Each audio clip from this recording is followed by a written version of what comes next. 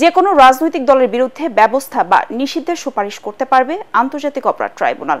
এমন বিধান রেখে আইন সংশোধনের খসড়া তৈরি করা হচ্ছে বলে জানিয়েছেন উপদেষ্টা ডক্টর আসিফ নজরুল। এ সময় তিনি জানান, অতি প্রয়োজনীয় কিছু সংস্কার করে দ্রুতই নির্বাচনের পথে হাঁটবে অন্তর্বর্তী সরকার। বর্তমান সরকারের 100 দিন পূর্তি উপলক্ষে নিজ দফতরে সংবাদ সম্মেলনে আইন উপদেষ্টা আন্দোলনকারীদের উদ্দেশ্যে বলেন, সরকারের নমনীয়তাকে দুর্বল ভাবার সুযোগ নেই, প্রয়োজনে কঠোর তারা হবেন। ফজলে রাব্বি রিপোর্ট। ওয়ালটন টেলিভিশন মাত্র 25,490 টাকায় পাচ্ছেন গুগল টিভি। 100 দিন পূর্তি উপলক্ষে আপনাদের জানার অধিকার আছে। অন্তর্বর্তীকালীন সরকারের আইন, বিচার ও সংসদ বিষয়ক মন্ত্রণালয়ের 100 দিনের কাজের বিবরণ তুলে ধরেন উপদেষ্টা ডক্টর আসিফ নজরুল।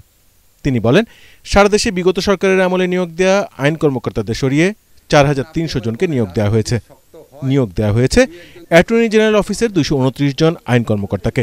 এছাড়া দেশি বিদেশি বিশেষজ্ঞদের মতামতের ভিত্তিতে আন্তর্জাতিক অপরাধ ট্রাইব্যুনালে আইনের সংস্কার করা হচ্ছে।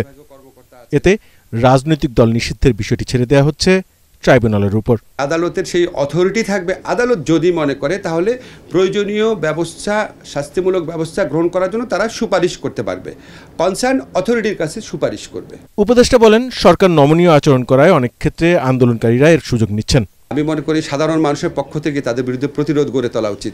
আপনি আন্দোলন করবেন, আন্দোলনের তো নর্মস থাকা দরকার, কিছুটা নর্মস থাকা দরকার। আপনি সাধারণ মানুষ কিন্তু জিম্মি করতে পারেন না। আমরা বেশি ভালোবাসা দিচ্ছি, বেশি নরম থাকছি দেখে পেয়ে বসছে, তখন আমাদের শক্ত হওয়ার সুযোগ সৃষ্টি হবে। শক্ত যখন হব, খুব ভালোভাবেই হব। এ সময় ডক্টর আসিফ নজরুল বলেন, বিদেশি গণমাধ্যমে দেয়া প্রধান উপদেষ্টার বক্তব্যের ভুল ব্যাখ্যা করা হয়েছে। অতি প্রয়োজনীয় সংস্কার কাজ শেষেই নির্বাচন দেবে অন্তর্বর্তীকালীন সরকার। আমরা মোস্ট এসেনশিয়াল কিছু সংস্কার করে যত দ্রুত সম্ভব নির্বাচন দেব। আমরা খালি জাস্ট এই জিনিসটা চাই না যে আপনার আগের মতো কোনো ভুয়া নির্বাচন হোক। সংবাদ সম্মেলনে আইন উপদেষ্টা জানান, মন্ত্রণালয় চালাতে তিনি প্রতিদিন গড়ে 12 ঘন্টার বেশি কাজ করছেন।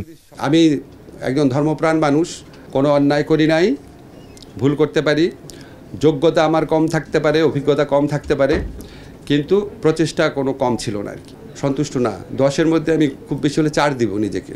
ফজলে রাব্বি, এটিএন বাংলা, ঢাকা।